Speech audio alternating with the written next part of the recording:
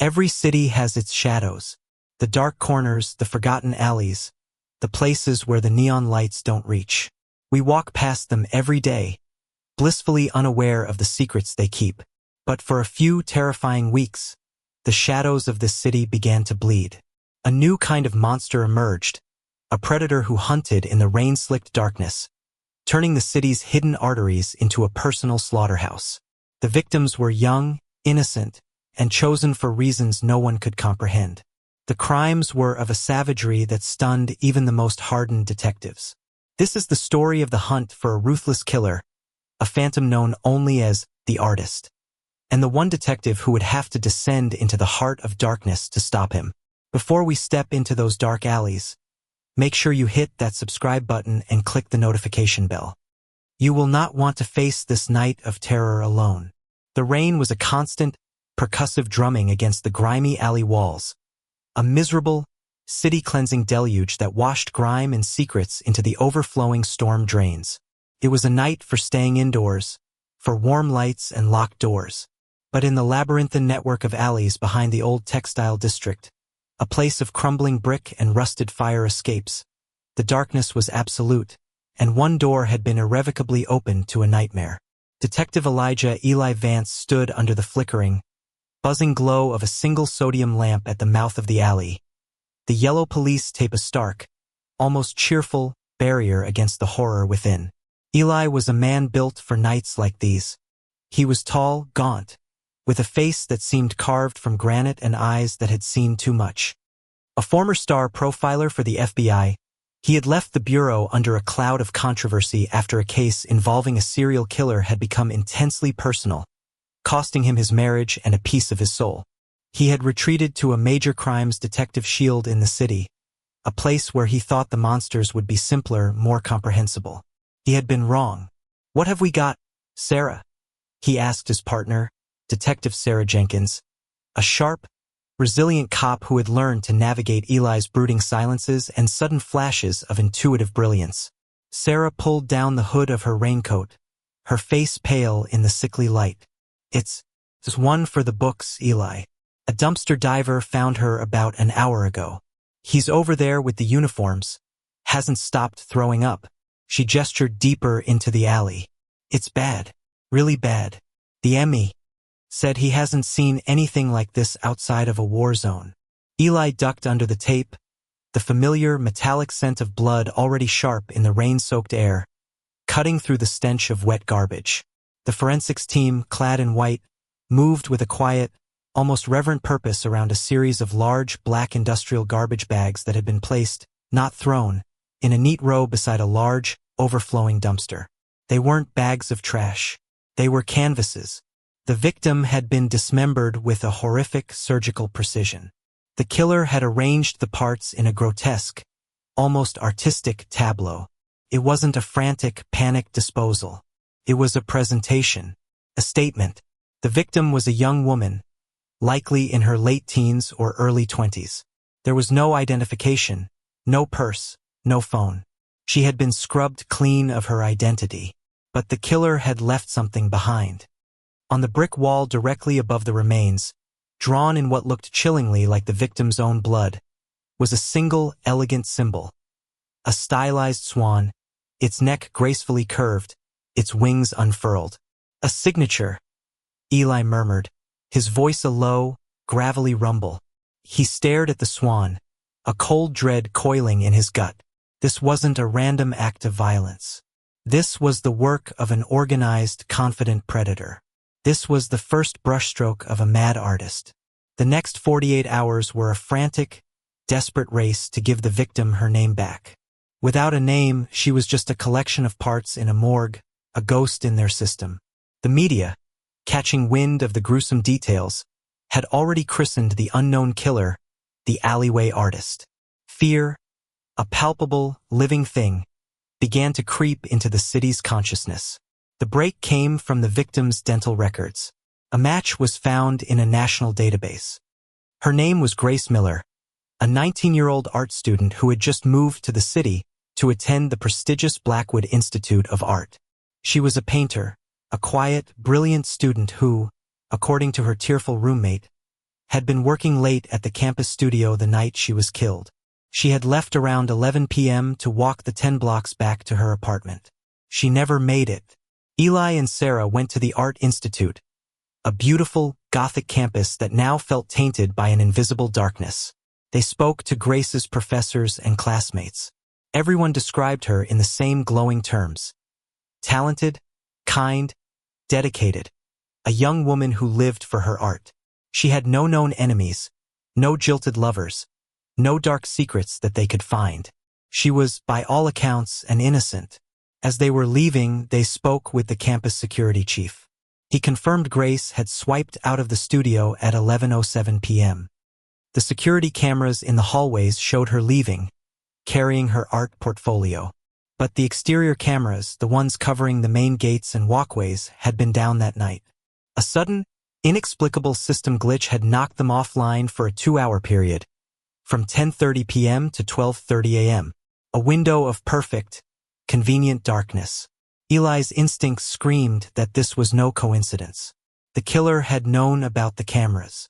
This suggested a level of planning and possibly inside knowledge that was deeply disturbing. He began to build a preliminary profile in his mind. The killer was intelligent, organized, and methodical. The surgical precision of the dismemberment suggested someone with anatomical knowledge, a doctor, a surgeon, a veterinarian, or perhaps even a butcher. The artistic, ritualistic nature of the scene, the signature swan, pointed to a narcissistic personality, someone who saw his horrific work as a form of art, a masterpiece to be displayed. He was a performer, and the dark, forgotten alleys were his stage. The preliminary report from the medical examiner's office added another layer of horror. Grace had not been sexually assaulted. Her cause of death was a single, precise stab wound to the heart, delivered from behind. She had likely been killed instantly, ambushed in the darkness. The dismemberment had occurred post-mortem. The ME also noted that the body had been drained of a significant amount of blood, far more than would be lost from the initial wound. And the cuts. They were made with a blade of incredible sharpness, something non-serrated, possibly a custom tool. But the most chilling detail was what they didn't find. There was no trace evidence on the body. No foreign hairs, no fibers, no DNA other than the victim's own. The body had been washed, cleansed, before being placed in the bags. This was a killer who understood forensics. He was a ghost, a professional who made no mistakes. The chapter ends 1 week later. The rain is falling again. A miserable, persistent drizzle. Eli is in his office late at night, staring at a crime scene photo of the blood-red swan on the alley wall. He is haunted by the image, by the sheer, cold audacity of it. His phone rings, the sound jarring in the quiet room. It's Sarah, her voice strained and tight. "Eli," she says, her voice barely a whisper. "It's happened again. Another alley on the other side of town. Another girl. And Eli. He left another swan." The artist had painted his second canvas. The night of terror had just begun. Of course. Here is a more detailed and expanded version of Chapter 2, focusing on the deepening psychological dread, the mechanics of the investigation, and the chilling moment the killer breaks his silence. The second crime scene was a sickening echo of the first, a brutal confirmation that Grace Miller's death was not an isolated atrocity, but the opening act of a terrifying performance. The location was another forgotten artery of the city, an alley behind a row of long-shuttered warehouses in the old meatpacking district. The air here was different, thick with the ghosts of industry, the faint, lingering scent of iron and old decay mingling with the fresh, coppery tang of blood. The rain had been lighter here, leaving the ground slick and greasy. For the first responders, the sense of déjà vu was a physical blow. The same black industrial bags, arranged with the same unnerving neatness. The same surgical precision in the dismemberment. The same almost reverent, ritualistic presentation. It was, if anything, more perfect, more confident. The killer was not just repeating his work. He was honing it, refining his grotesque craft. When Eli arrived, Sarah met him at the tape line, her face a hard mask that couldn't quite conceal the tremor in her hand as she held her coffee. "It's identical, Eli," she said, her voice low and tight. The ME is saying the cuts are even cleaner this time. He's getting better at it. The victim was later identified as Maya Washington, a 20-year-old dance student at the city's conservatory, a young woman known for her explosive energy and infectious laugh. Like Grace, she was a vessel of creativity and promise, now reduced to a grotesque, artistic statement. And on the pockmarked brick wall above, the same elegant, blood-red swan seemed to float in the harsh glare of the forensic lights, a signature of profound arrogance. The artist was not evolving his message. He was repeating it, screaming it into the city's terrified silence. The city, which had been holding its breath, now plunged into a state of managed panic. The media frenzy was relentless, every news channel leading with grainy photos of the crime scenes and speculative profiles of the monster they called the alleyway artist. A special task force was officially formed, pulling the best detectives from every precinct. Against his own better judgment, but bowing to the pressure from the commissioner who wanted the FBI's former star profiler as the face of the investigation, Eli was placed at its head. The role forced him back into a headspace he had fought for 2 years to escape. His new office became a chaotic shrine to the investigation. One entire wall was covered by a massive map of the city, with the 2 murder locations marked by stark red pins. Another wall was a growing collage of the victims' lives, photos of Grace smiling in her studio, of Maya in mid-leap on a stage, hauntingly beautiful faces that were now intrinsically linked to the ugliest of ends. The air grew thick with the smell of stale coffee, anxiety, and the dry, dusty scent of old case files. Eli's profile of the killer began to solidify, and he articulated it to his new team, his voice a low, steady anchor in the storm of fear. "He is not a disorganized, lust-driven killer," Eli explained, pacing before the murder wall. "There is no sexual assault. The violence is post-mortem. This is about the act, the ritual. The choice of victim's a painter, a danceress, not a coincidence. He is targeting a specific type of innocence and creative potential. He feels a twisted connection to them, seeing them not as people, but as raw materials for his art." He pointed to the 2 swan photos. "The signature is the key. In mythology, the swan is a symbol of grace, beauty, and transformation. Think of the Dying Swan Ballet or the myth of Zeus and Leda. He's appropriating this symbolism, twisting it. He sees himself as a transformative figure. He is not just destroying. In his mind, he is elevating them, turning their fleeting mortal beauty into a permanent work of art." The investigation ground on with frustrating slowness. The task force chased down every possible lead. They investigated Maya Washington's life, finding only a loving family and a circle of devoted friends. They looked into a recent, bitter breakup, but her ex-boyfriend, a devastated young musician, had an ironclad alibi. The one slender thread that connected the 2 victims remained the small, independent art supply store near the Blackwood campus.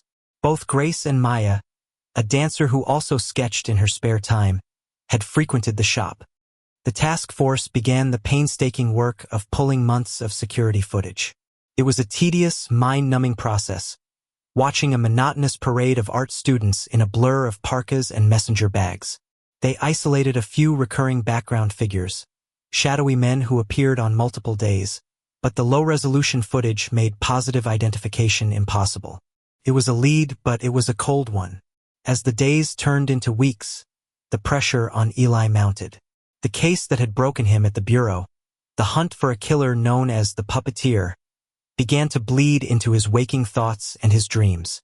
That killer had also been an intellectual narcissist, a man who had communicated with him, taunted him, turned the investigation into a personal psychological duel. Eli had gotten too close, had let the monster into his head, and the consequences had been catastrophic. He felt that same dark intimacy beginning to form with this new killer, and it terrified him. Then, just as the investigation felt like it was stalling, the artist made his first direct contact. A package, wrapped in simple brown paper, arrived at the newsroom of Maxwell Thorne, a prominent and notoriously sensationalist television journalist whose graphic, breathless coverage of the case had been the most exploitative. The return address was blank. In a move that would later earn him a sharp reprimand, Thorne opened the package live on a social media stream. Inside, nestled in black tissue paper, was a small, hand-carved wooden swan, exquisitely detailed, its surface polished to a dark, lustrous sheen.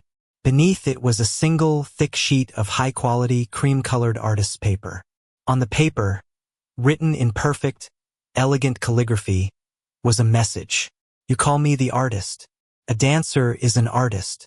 They are the creators of fleeting, transient beauty. Their work is destined to fade, to be forgotten. My work is not. I am not the artist. I am the curator. I do not create. I preserve. I select the most perfect specimens at their absolute peak, and I elevate them from the temporal to the permanent.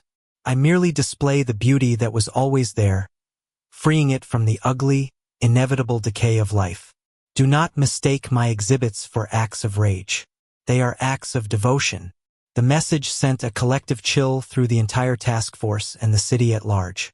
The killer was watching them. He was following the media coverage, and he was proud, so profoundly proud, of his work. He was not just a murderer. He was an intellectual narcissist, a man playing a twisted, philosophical game with the entire city as his audience. The term curator was a terrifying declaration of purpose. It suggested he believed he was a discerning collector, a caretaker of beauty, and that his collection was far from complete. Eli stood in his office, a printed copy of the letter in his hand. The game had changed. This was no longer just a hunt for a faceless man. It was a dialogue, a challenge. The curator had broken his silence and had formally invited Eli into his gallery of horrors.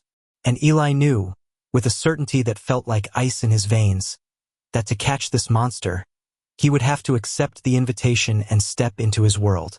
The letter was a grenade thrown into the middle of an already chaotic investigation. Changed everything.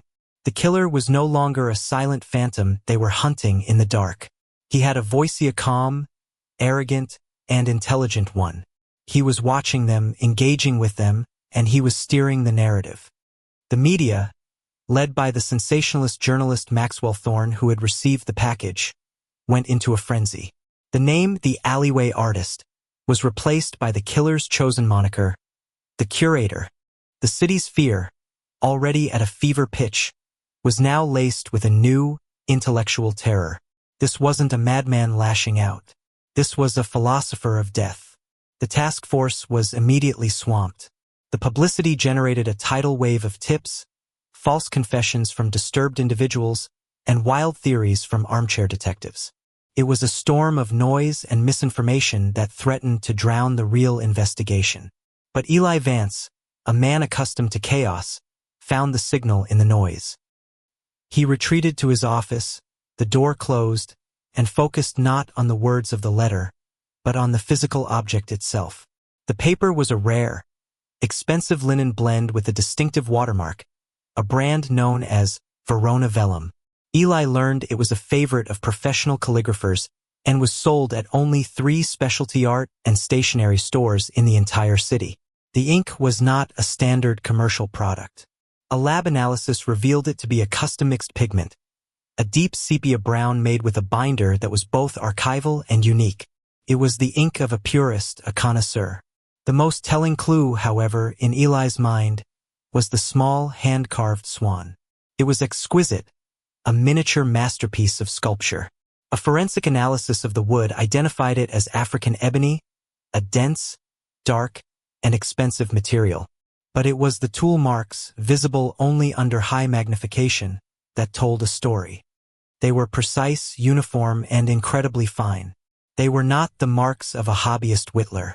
They were the marks of a surgeon's scalpel or a professional sculptor's chisel. These were the clues of a man with refined, expensive tastes, a man of patience and precision, a man who saw himself not just as a killer, but as a creator of fine things. 2 weeks after the letter arrived, a period of agonizing, silent waiting, the curator struck again. And in doing so, he broke his pattern in a terrifying and audacious way. The victim was not found in a dark, forgotten alley. Chloe Evans, a 21-year-old aspiring actress, was found in the backstage dressing room of a small, independent theater where she had been rehearsing for a play. Her body was not dismembered. She was posed on a velvet chaise lounge, dressed in the pristine white costume of her character, her hands folded peacefully on her chest, as if she were a sleeping princess in a tragic play. And on the large, light-bulb-framed mirror of the dressing table, scrawled in her own vibrant red lipstick, was the blood-red swan. The curator was evolving. He was becoming bolder, more theatrical. It wasn't enough for a perfect match, but it provided two crucial pieces of information: a shoe Sizia Men's 11 and, more importantly, a distinctive tread pattern from the sole. A quick search in a footwear database identified the brand: a high-end, custom-made Italian leather dress shoe, a brand called Moretti, whose handmade creations started at $3,000 a pair, a brand favored by the city's wealthy elite. While the task force worked on this new, tangible lead cross-referencing the shoe brand with the list of people who had purchased the Verona vellum paper, Eli delved deeper into the psychological profile. The shift from artist to curator, and from alleys to a theater, was a significant psychological leap. It spoke of a profound narcissistic frustration. Eli believed the curator felt that the police and the media were misinterpreting his work, seeing it only as brutal murder and not as the philosophical act he believed it to be. He was escalating, demanding that his genius be recognized. This led Eli to a new hypothesis. The curator was not just a random psychopath. He was almost certainly a part of the city's high-minded art or academic community. He was someone who felt intellectually superior, someone who was likely overlooked or scorned by his peers, and who was now forcing the world to acknowledge his brilliance through these horrific acts. He and Sarah began to build a new, more focused list of persons of interest. They moved beyond simple criminals and started examining the city's cultural elite. Disgruntled professors who had been denied tenure at Blackwood Institute, controversial artists whose work involved themes of death and transformation, and wealthy, eccentric patrons of the arts with dark reputations. The list was long and filled with powerful, well-protected egos. But now they had a filter. They were looking for a man who wore a size 11 Moretti shoe, who had the means to afford expensive and rare materials, who possessed a deep, possibly professional, anatomical knowledge, and who harbored a narcissistic personality big enough to believe he had the right to play God. The break they needed came from the quiet, meticulous owner of the city's most exclusive art supply store. The owner, a man named Mr. Abernathy, had been diligently reviewing his sales records for the rare Verona vellum paper. He found a name. A regular, if infrequent, customer had purchased a large quantity of that specific paper, as well as a custom-ordered set of the raw pigments needed to mix the sepia ink, about a month before the first murder. The customer was a wealthy and reclusive patron of the arts named Alastair Finch. The name hit Eli like a physical blow. Alastair Finch was a legend in the city, a phantom of the upper crust. He was a brilliant former cardiothoracic surgeon who had retired in his early 50s after a hushed-up scandal involving unethical medical experiments on terminally ill patients.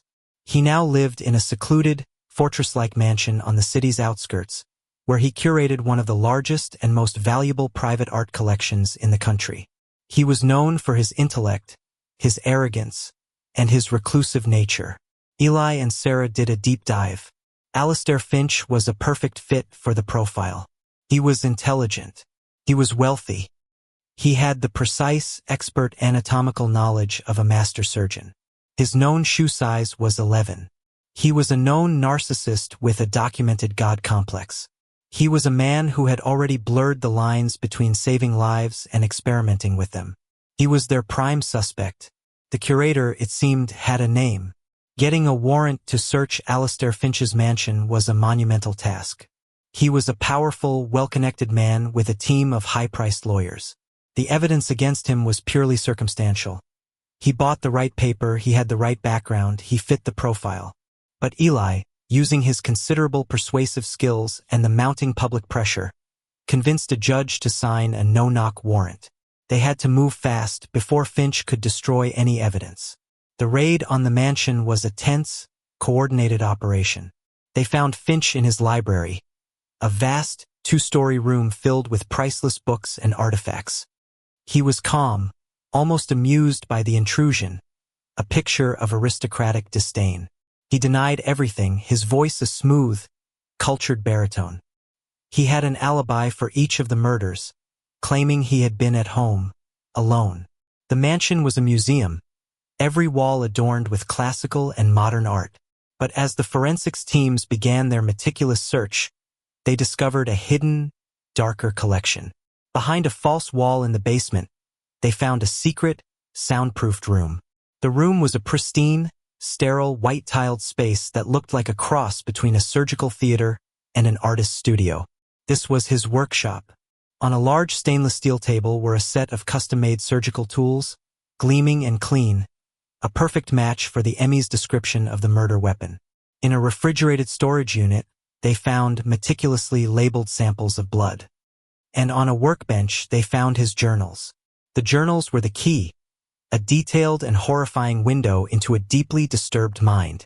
Finch wrote, in elegant looping prose, of his obsession with the moment of transformation, the fragile line between life and death, beauty and decay. He believed that by killing his victims at the peak of their youthful creativity, he was curating them, preserving their beauty forever, saving them from the inevitable decline of age and mediocrity.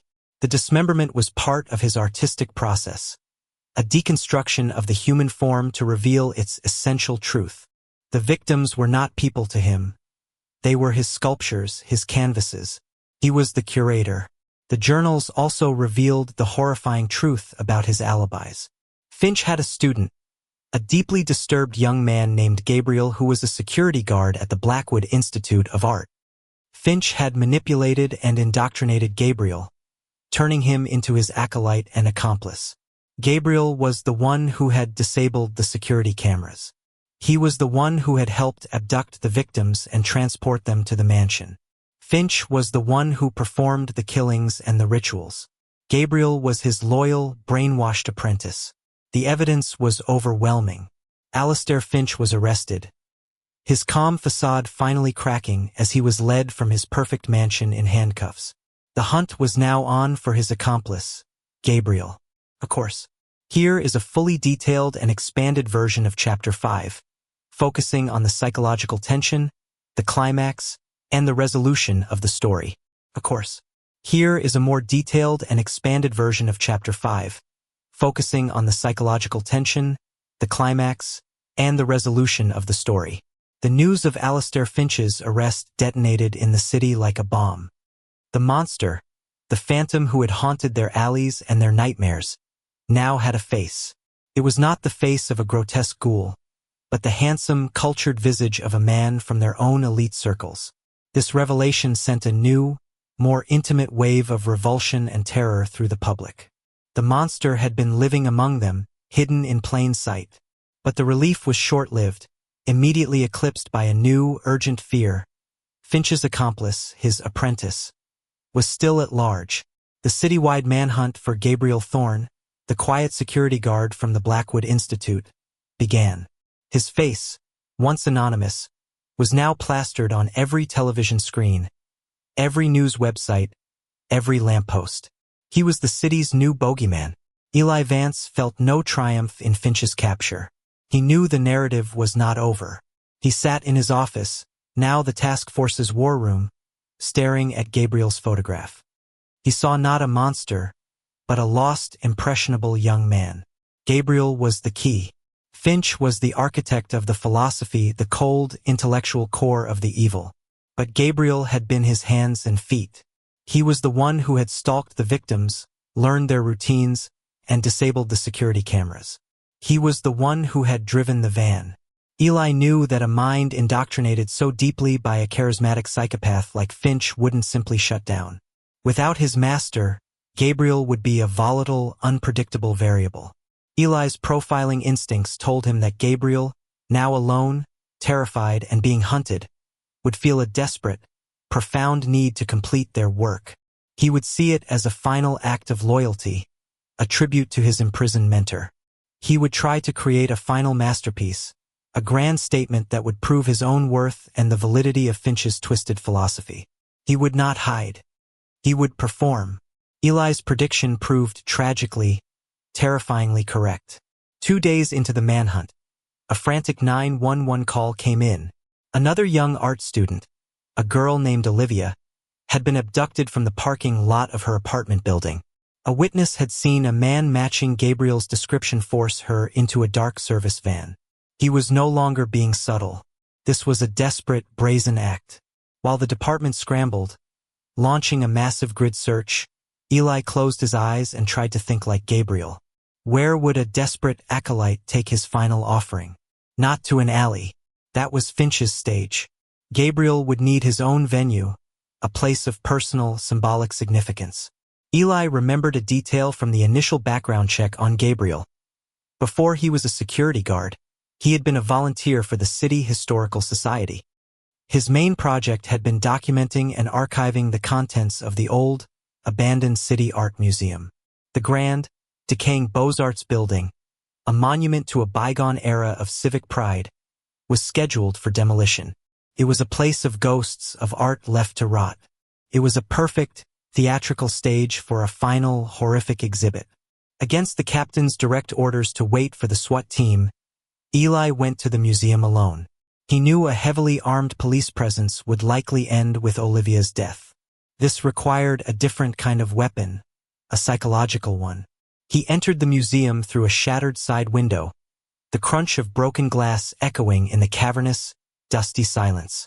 The air was thick with the smell of decay and damp plaster. Moonlight streamed through the grime-caked skylights, illuminating ghostly, shrouded statues and the faint outlines of massive paintings on the walls. He found them in the main rotunda, a vast, circular hall with a domed ceiling that rose into darkness. Gabriel stood in the center of the room, wild-eyed and frantic. At his feet lay Olivia, bound and gagged, but thankfully, alive. Gabriel had not come here to dismember her. He had a different kind of performance in mind. He was surrounded by a bizarre, ritualistic circle of broken mannequins, draped in white cloths, their plastic faces painted with the elegant, blood-red swan. He was building a shrine. "You see," Gabriel shouted, his voice echoing in the vast space. He held a long, sharp knife, not menacingly, but like a conductor's baton. They called him a butcher. They didn't understand his vision. He was a savior. He saved them from the ugliness, the mediocrity of a long, slow life. He preserved their beauty forever. Eli stopped at the edge of the rotunda, keeping his distance, his own weapon holstered. He knew that any sudden move, any sign of aggression, would be fatal. "Is that what he told you, Gabriel?" Eli's voice was calm, almost conversational, a low anchor in the swirling chaos of Gabriel's madness. "Did he tell you that you were his partner? His equal? I was his apprentice, his most trusted student," Gabriel proclaimed, his chest puffed with a pathetic, borrowed pride. "He was a surgeon, Gabriel," Eli continued, taking a slow, deliberate step forward. "He knew how to use instruments, and that's what you were to him, a tool. A scalpel he could use to do his dirty work while his own hands stayed clean. Look at his journals. He calls you the asset, the subject. He never once calls you his friend." Eli could see the words hitting their mark, sowing seeds of doubt in Gabriel's indoctrinated mind. He was deconstructing Finch's manipulation, piece by painful piece. "Finch is a narcissist, Gabriel. They don't have partners. They only have worshippers. And when they're done with them, they discard them. He was going to let you take the fall. He had already planned it. Your DNA was the only DNA he ever allowed near the victims." "Lies!" Gabriel screamed, but his voice was brittle, the conviction faltering. "Is it? Think about it. Why did he need you? A man that brilliant, that careful. He could have done it all himself. He used you because you were disposable. You were his final exhibit, Gabriel. The mad, obsessed follower who took the blame while the genius mastermind watched from the shadows." Eli took another step. He wasn't talking to a killer anymore. He was talking to a victim of a different kind of violence, a psychological one. The beauty he talked about wasn't real. It was a sickness. Real beauty is in creation, not destruction. It's in the paintings on these walls, in the art Olivia would have spent her life making. You didn't preserve Grace or Maya. You stole their art from the world. You helped him steal it. Tears began to stream down Gabriel's face, mixing with the grime. The knife in his hand wavered. He looked from Eli to Olivia, then at the circle of mockingly silent mannequins. He saw, for the first time, the pathetic, ugly truth of his actions. He was not a disciple in a grand artistic movement. He was the deluded accomplice of a sad, evil old man. As the wail of approaching police sirens grew louder, echoing through the broken windows of the museum, the fight went out of him. The knife clattered to the marble floor. Gabriel collapsed, his body racked with deep, soul-shattering sobs. He had been so lost in the darkness that he had forgotten what the light looked like. The reign of the curator and his apprentice was over. The city could finally begin to breathe again, though the scars left by the nights of terror would never fully fade. The final scene, weeks later, shows Eli Vance standing not in a dark alley, but in a bright, sunlit art studio. Canvases are everywhere. He is holding a paintbrush, a splash of brilliant blue on its tip, and is facing a large, blank canvas. He has started painting again, a hobby he had abandoned years ago after the case that had broken him. He slowly, deliberately makes the first stroke. He is reclaiming the idea of art, of creation, from the darkness he had confronted. The shadows of the alleys would always be a part of the city, a part of him. But he had proven that the light, however fragile, could and would push them back.